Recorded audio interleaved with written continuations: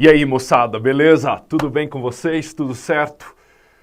Vamos lá, vamos continuar em nossa conversa sobre a sociologia, sobre o mundo em que nós vivemos, basicamente, como vocês já devem ter anotado várias vezes aí no caderninho que está aberto, espero eu, ao seu lado, o mundo do capitalismo. E agora, pessoal, neste encontro e no seguinte, nós vamos entrar realmente a fundo no capitalismo, porque nós vamos conversar nesses dois encontros sobre as relações entre o trabalho, a tecnologia e a sociedade, legal? Como é que o mundo do trabalho impacta e é impactado pela tecnologia, que por sua vez impacta e também é impactado pelo mundo social, pelo mundo cultural. Bacana? Aliás, anota aí, essas relações entre trabalho, tecnologia e sociedade sempre aparecem nas provas do Enem. Legal? A gente sempre vai encontrar lá uma, duas, três questões a respeito desse tema. Aliás, eu ainda não comentei com vocês ao longo dos nossos encontros a respeito da matriz de competências e habilidades do Enem. Tenho quase certeza que a professora Cleusa, de Língua e Redação, tocou nesse assunto com vocês. Ela gosta muito de sublinhar a matriz de competências e habilidades. Então, tem que ir lá, pessoal, tá bom? Tem que ir lá, matriz de competências e habilidades do novo Enem. Legal? Essa matriz ela foi publicada pelo Ministério da Educação em 2009, que foi quando o Enem se transformou no novo Enem. O Enem que se faz atualmente é o Enem organizado a partir de 2009. Muito bem, e lá, neste ano, o governo lançou uma matriz, que é basicamente o que o governo quer avaliar, o que o governo quer do candidato do Enem. Bom, você leu todas as competências e habilidades de todas as áreas? Se não fez, então, por favor, dica, pausa esse vídeo agora, vai lá no Google, procura, pesquisa a matriz de competências, baixa ela, tá bom? Se não quer ler agora, guarda no teu computador para ler nos próximos dias. Bom, se você for na matriz de competências e habilidades do Enem, de ciências humanas, você vai ver que tem lá umas 4, 5 habilidades, porque o documento está dividido da seguinte maneira, tem uma competência e 4 ou 5 habilidades que compõem aquela competência específica. No caso de ciências humanas, são 6 competências com 4 ou 5 habilidades para cada uma. E você vai ver, se eu não me engano, a competência de número 4, ela é totalmente relacionada as relações entre trabalho, tecnologia e sociedade. Então vejam só, neste encontro e no seguinte nós vamos tentar dar conta de uma dimensão muito importante das provas do Enem e que faz sentido para a sociologia como um todo, enquanto uma ciência que estuda o mundo em que nós vivemos, portanto, o mundo capitalista. Legal? Para a gente fazer isso, para a gente começar essa conversa, a gente precisa ir lá, pessoal, em um tema que certamente você já viu, você já estudou, você sabe do que se trata. Talvez alguns de vocês mais ou menos sabem do que se trata. Alguns de vocês sabem muito bem do que se trata, mas vamos lá. Vamos revisar, vamos conhecer, vamos entender de uma vez por todas o Fordismo e por que esse sistema de produção capitalista pode ser sintetizado como a massificação da produção. Beleza? Então, olha lá, vamos entrar no assunto da seguinte maneira. Vocês devem ter percebido que em alguns encontros anteriores eu disse para vocês que o mundo do trabalho no capitalismo ele era muito precário e insalubre. Anota aí, século XIX, trabalho no século XIX no capitalismo, precário e insalubre, com falta de direitos trabalhistas, com falta de condições trabalhistas. É aquela coisa. jornada de trabalho de 16, 18, 20 horas, sem salário mínimo, sem condições dignas de trabalho dentro das fábricas, muitas vezes chão batido de terra, com mulheres, com crianças trabalhando sem segurança de trabalho nenhum, mexendo em máquinas perigosas, mexendo em substâncias químicas perigosas, sem plano de saúde, sem previdência, né, sem garantia. Imagine vocês, o salário maternidade, né, a licença maternidade, hoje tão importante no mundo do trabalho. Vejam só, o Brasil, ele garante 6 meses de licença maternidade para a mulher. Discute-se atualmente estender isso para 9 meses. Os homens, os pais, eles têm direito a 5 dias de licença paternidade. Discute-se estender este prazo para 1 mês ou até mesmo 3 meses, algumas propostas aí. Pensem vocês, em alguns países do mundo capitalista, nós temos licença maternidade de até 3 anos. Imagine vocês aí, meninas, meninos que querem ser pais e meninas que querem ser mães. Dinamarca, Suécia, Finlândia, Dinamarca, Islândia, os países que compõem a Escandinávia, lá no norte da Europa, chegam a dar licença maternidade de até 3 anos.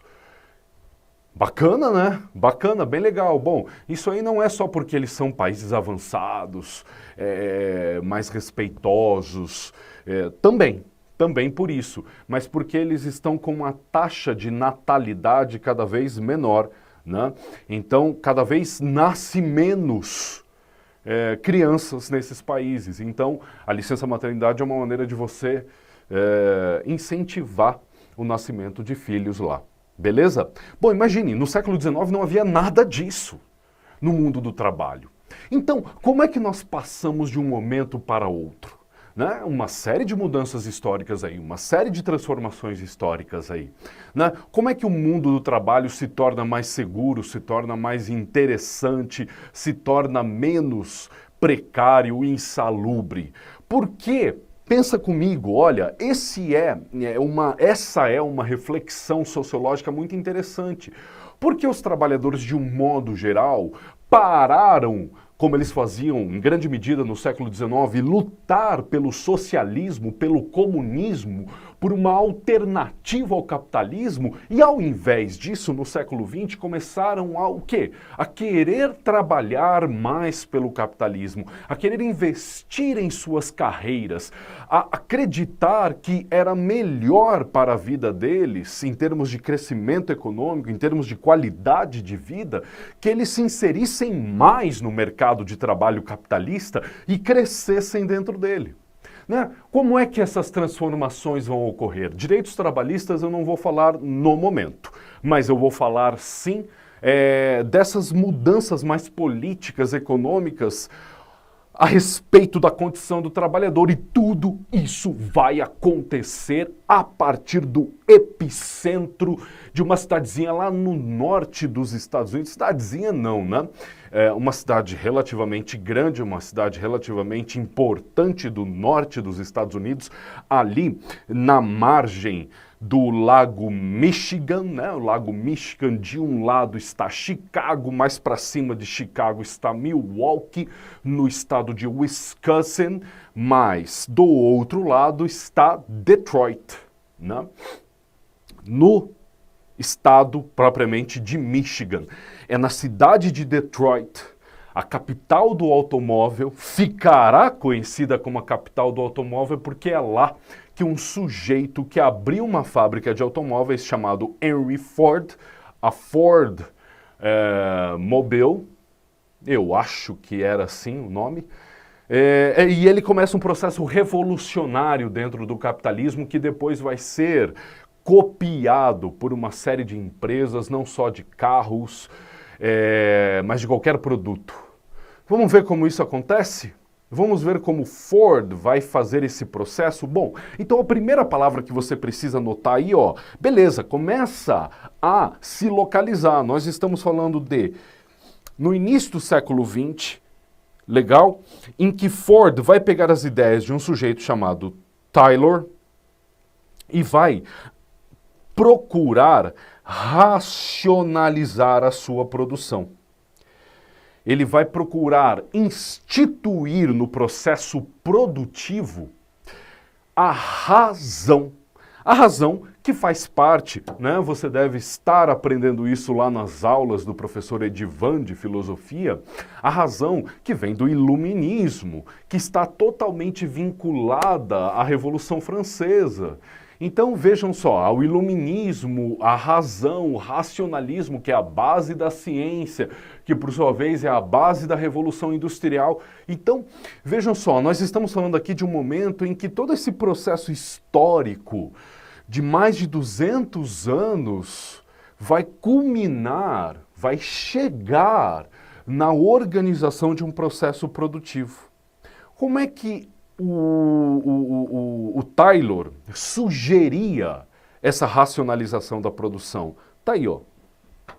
Diminuir os custos e maximizar os lucros, né? Essa é a lógica natural, digamos assim, do capitalismo. Essa lógica é a lógica que você já deve saber intuitivamente, né? Bom, ela está nascendo aqui, né? Nada, pessoal, em sociologia, em ciências humanas é natural, no sentido de sempre foi assim e sempre vai ser assim, né? Para nós sempre há uma origem social, ou seja, um contexto em que aquela ideia surgiu, apareceu, se constituiu, e ela pode muito bem se transformar, como quase sempre é o caso, ela se transforma ao longo da história. Então está aqui o surgimento da ideia de que na produção capitalista o teu objetivo é diminuir os custos e maximizar os lucros. E como é que o Ford põe em prática estes objetivos? Aqui, ó, você já está vendo na imagem, né, eles construindo, produzindo o Ford T.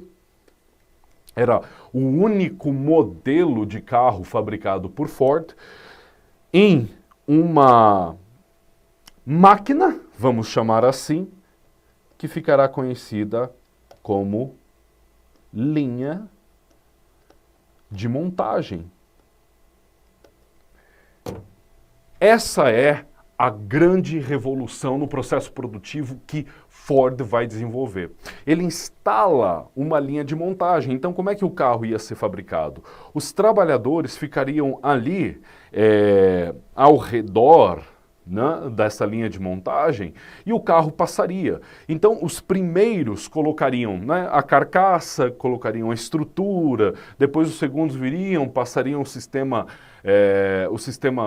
mecânico, passariam o sistema de combustível, instalariam o sistema elétrico e depois viria as portas, depois viria o motor, depois viriam as rodas, e, enfim, o carro ele passaria por esse processo produtivo, ele passaria por essa linha de montagem e cada etapa dessa linha de montagem um trabalhador faria a parte dele, beleza? Os trabalhadores eles não mudavam de posição. Eles faziam constantemente a mesma tarefa. E eles basicamente, né, se por exemplo um faltasse lá no outro canto, você pudesse pegar o outro, eles basicamente não sabiam o que eles tinham que fazer, eles precisariam ser treinados para outras tarefas. Então tudo que eles faziam por 6, por 8 horas, que era a jornada de trabalho numa fábrica da Ford, era isso. Eu boto pneu, ok? Eu boto motor. Eu instalo a parte elétrica, eu coloco o banco. É isso que eles faziam, por 6, 8 horas seguidas, a mesma tarefa. Bom, mas a maneira como este processo aconteceu fez com que o Ford conseguisse... Olha só, pessoal, às vezes quando nós estudamos o Fordismo, nós não temos dimensão dos resultados que Ford conseguiu com a linha de montagem e a racionalização da produção. Vejam bem, olhem aqui esses números, né? O carro que era produzido antes da linha de montagem em 12 horas, ele começou a ser montado, terminado em 93 minutos, em 1 hora e meia. Veja, de 12 horas para 1 hora e meia. E com isso, ele conseguiu fazer que o carro, que na época custava coisa de $850, fazendo mais ou menos aí a comparação, mais ou menos R$ 42 mil nos valores de hoje, caísse para $280, alguma coisa perto de R$ 7 mil. Então, genial em termos capitalistas. Por quê? Por quê? Porque você, como um consumidor, você que vai ao shopping, você que entra em vários sites para comprar tênis, roupas, maquiagem e, enfim, o que mais vocês desejarem, sabem que o preço que o consumidor paga é sempre, se não um dos quesitos mais importantes na hora do consumo, né? Na hora da venda. Então, se você pega um produto que custava $850 e consegue jogar ele para 3 vezes menos, praticamente, você está aumentando em grande medida as possibilidades de as pessoas comprarem o teu produto. Bacana? E como é que o Ford conseguiu fazer isso? Pela racionalização da produção. Agora, ele não perdia tempo. O trabalhador, de fato, né? Pense nisso quando você pensar em mundo do trabalho, do capitalismo, em Fordismo. O que aumentou foi a produtividade do trabalhador.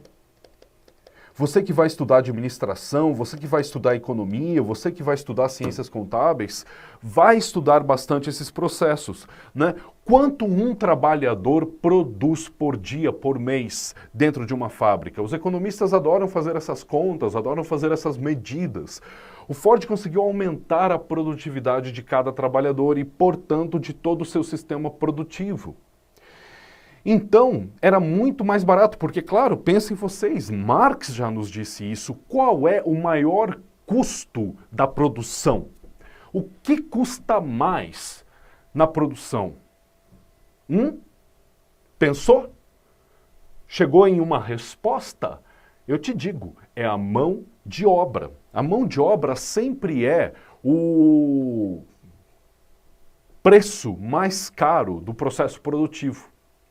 Então, se você está pagando caro pela mão de obra, o que ela está te dando? Né? No caso de Ford, ela começou a dar muito mais nesse sistema racional, em que se perde pouco tempo, em que se perde pouca matéria-prima e você consegue rapidamente fazer o seu produto. Mas aí, o bom aluno que está começando a pegar a lógica da sociologia, está aí me escutando, me vendo mexer os braços que nem um rapper, mas está pensando assim, mas Léo, olha só, beleza, o valor do carro caiu. Bacana, legal, massa. Muito mais pessoas vão querer comprar o carro, porque ele está mais acessível. Agora, Léo, você, a alguns encontros anteriores, me disse que a sociedade capitalista, burguesa, que surge com as revoluções industrial francesa e a independência dos Estados Unidos, dentre outros fatores tão importantes quanto? Me disse que essa sociedade está basicamente dividida em uma classe alta de burgueses muito ricos, são os donos do capital, são os donos dessas próprias fábricas, e os trabalhadores miseráveis, que não ganham nada, que estão sendo explorados dentro dessas fábricas, porque os direitos trabalhistas não os defendem. Então quem vai comprar esses carros? As mesmas pessoas que compravam. Os burgueses? É isso? Léo, me explica aqui como é que as vendas vão aumentar, viu? Essa é a lógica sociológica. Eu espero que você tenha entendido a reflexão que eu fiz aqui. Não entendeu? Volta ao vídeo e assista novamente. Mas é isso. Quem vai comprar os carros de Ford? Se você tem os burgueses que já tinham dinheiro para comprar esse carro, $850, $280 na época, eles tinham ambos os valores. Então quem vai comprar? E os trabalhadores não tinham nenhum. Então quem vai comprar os carros? Por mais que você esteja produzindo muito, você tem que vender muito, né? Senão você tem uma crise. Os trabalhadores. Como assim, Léo? De onde vai vir a grana desses caras? Do próprio Ford. Essa é uma sacada genial. Porque o Ford, como um dono de fábrica, ele também percebeu que ele perdia muito tempo e todo o processo produtivo ficava muito bagunçado, ficava muito atritivo, se é que existe essa palavra, mas ficava muito difícil. Por quê? Porque os trabalhadores eram insatisfeitos. Eles não se sentiam bem, com vontade de trabalhar naquelas fábricas. Eles queriam fazer outras coisas, eles queriam lutar pelo comunismo, pelo socialismo. Então dá-lhe greve, dá-lhe fechar a fábrica, piquete. Sabe o que é piquete? Quando os trabalhadores ficam na frente da fábrica e não deixam ninguém entrar para trabalhar. E então, por quê? Porque eles estão lutando por melhores condições de trabalho, por melhores salários, pelo socialismo, pelo comunismo e coisas assim. Mas aí o Ford falou, vem cá. Ele senta na mesa com os trabalhadores e diz assim para eles, vem cá, vamos fazer o seguinte, eu vou te pagar mais. E eu vou te dar condições para você crescer no seu trabalho. Então, se o teu nível de produtividade é bom, eu vou pagar mais para vocês. Além disso, eu vou te dar uma jornada de trabalho menor. Enfim, todas essas demandas que vocês estão fazendo, eu vou dar para vocês. Eu vou te pagar um salário digno, eu vou te permitir trabalhar entre 6 e 8 horas, vocês vão ter um dia de folga, vocês vão ter férias, absolutamente todas as demandas de vocês eu vou entregar. Ok? Ok. Aí você vai falar, mas por que o Ford ele era um humanista, ele era... Não, é porque ele sabia que se ele cuidasse da mão de obra dele, quem ganharia era ele. Então, quando ele consegue diminuir o número de greves, quando ele consegue diminuir a insatisfação dos trabalhadores em trabalhar para ele, ele começa a ver que a produtividade do trabalhador cresce. E da onde vem, Léo, o dinheiro que ele está dando para o trabalhador? Já que ele vai pagar mais para o trabalhador, ele tinha dinheiro para isso? A conta no final do mês da fábrica Ford fechava? Claro que fechava. Por quê? Porque são os próprios trabalhadores que vão comprar os carros. Né? Em termos sociais, é isso. Você começa a botar dinheiro no bolso do trabalhador. E mais do que isso, você dá tempo livre para eles. Então, esses trabalhadores começam a pensar assim, chega um final de semana, eu não tenho nada para fazer, eu tenho dinheirinho no bolso, eu quero ir visitar a família, eu quero ir num parque, eu quero fazer uma viagem para a praia, para o campo, eu quero no inverno lá nos Estados Unidos ir esquiar. Então, o que eles fazem? Um carro é uma ótima aquisição. Então, olha que maluco isso, como o Ford foi inteligente do ponto de vista administrativo e até mesmo do ponto de vista político. O que o Ford estava inventando aqui, pessoal, ele basicamente estava inventando a classe média. Beleza? Ele estava basicamente inventando uma posição social entre o ricão e o pobrão. A classe média. A classe média que é o quê? Que é o quê? Que é o quê? É a base dos Estados Unidos. Se você parar para pensar, a lógica dos Estados Unidos hoje é a classe média. O que os Estados Unidos prezam é pela classe média. Aquele cara, é aquela menina, é aquela mãe, é aquele pai, é aquele trabalhador, é aquela trabalhadora que tem dinheiro no bolso, que consegue consumir. Mas não é uma ricaça, não é um ricaço. Mas também não é aquela pessoa que não tem onde cair morta. Entende? Para vocês terem uma ideia de como isso é importante, os Estados Unidos, 80% da economia dos Estados Unidos, ou o produto interno bruto, é consumo das famílias. Então veja só, essa ideia de classe média começa a surgir com Ford. E basicamente, né, como produto dessa classe média, é aquela ideia, né, que você deve conhecer como American Way of Life. Né? Esse estilo de vida americano, que é o quê? É trabalhar, é ganhar um bom salário, é ter tempo livre e consumir, consumir, consumir, consumir, consumir principalmente o quê? Máquinas. né? Máquinas que vão te dar mais conforto, que vão te dar mais bem-estar, que vão fazer você gastar menos calorias do seu corpo e vão fazer com que o século XX se torne o século da obesidade nos Estados Unidos. Não faz sentido? Você ganha o teu dinheirinho, é um país extremamente industrializado, né? Porque não é só, quando eu falo em máquinas, não estou falando só de carro, né? Estou falando também de uma carne em lata, né? De toda essa produção industrial do alimento que existe nos Estados Unidos e que começa a surgir a partir daqui, tá bom? Então, pessoal, tá aí. Esse slide eu acho bem interessante para vocês guardarem, beleza? Os pontos positivos e negativos dessa massificação da produção que o Ford desenvolveu. É positiva porque acelera a produção, torna ela mais eficaz e eficiente, barateia os custos, paga melhor e, basicamente, faz surgir a ideia de Estados Unidos como nós conhecemos hoje no American Way of Life. Mas qual é o problema? E eu chamo a sua atenção porque no Enem eles adoram cobrar essa dimensão aqui do Ford.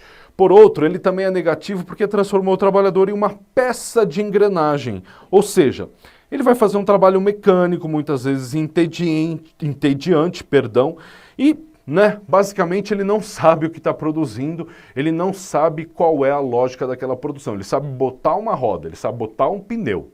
Mais do que isso, ele não sabe. Então, anota aí o seguinte: Fordismo, trabalhador pouco qualificado. Você não precisava estudar, você não precisava ir para a faculdade, você não precisava se tornar um engenheiro de produção civil, elétrico, mecânico, químico para ser um funcionário da Ford. Bastava você um treinamento, porque pega aquela porca, pega aquele parafuso, pega aquela fenda, vem aqui, põe o pneu e pronto, né? Enfia esse parafuso aí, enfia essa porca aí, aperta e vai embora com o teu dinheirinho no bolso.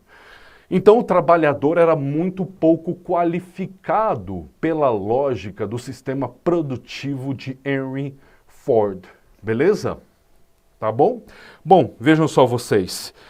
Em 2016, na segunda aplicação, o Enem cobrou exatamente essa lógica, trouxe essa charge para nós, né? Perguntando qual era a consequência. Vejam vocês, quando você vê essa charge, você já tem que na hora fazer as relações, perceber aqui a linha de montagem, você está sempre com uma caneta na hora de fazer a prova do Enem, né? Então, percebeu a linha de montagem, já vem do lado, escreve, é Ford. Se você quiser, linha de montagem, trabalhador pouco qualificado, né? E aí você mata. Quando eles perguntam a consequência para a mão de obra, aí é muito fácil você chegar na E, como um desconhecimento das etapas produtivas, tá bom? Nós temos aqui outra questão de 2012 agora, que também traz uma foto da linha de montagem. Nós percebemos aqui uma mulher e um homem trabalhando, né? E eles perguntam, na imagem do século XX, tua cabeça já fez a relação e apareceu bem forte ali um Fiesta, um EcoSport. Você sabe que está falando de Ford. Identifica-se um modelo produtivo cuja forma de organização fabril baseava-se na autonomia do produtor direto. Que autonomia é essa? Né? Extremamente dependente do processo. A adoção da divisão sexual do trabalho? Como assim? A gente vê aqui na imagem que tanto a mulher quanto o homem estão fazendo a mesma coisa. Beleza? Exploração do trabalho repetitivo, interessante. Utilização de empregados qualificados. Que qualificação você precisa para pegar uma porca, enfiar num pneu e apertar? Incentivo à criatividade dos funcionários. Jesus amado. É muito fácil nós chegarmos na C como alternativa correta. Beleza? Finalmente, pessoal, eu quero aqui, terminar a nossa conversa indicando esse filme maravilhoso. É antigo sim, 1936, mas é o melhor para se entender e se criticar o modelo de Ford. Charles Chaplin com tempos modernos, você acha isso na internet, você acha que é ruim, mas não é. Você começa a assistir e vai se deliciar com a piada que o filme faz do Fordismo. Tá bom? É isso aí, moçada. Bons estudos para vocês. A gente vai conversar no encontro seguinte sobre o toyotismo, uma resposta ao Fordismo. Beleza? Um abração para vocês. Venham comigo. Tchau, tchau.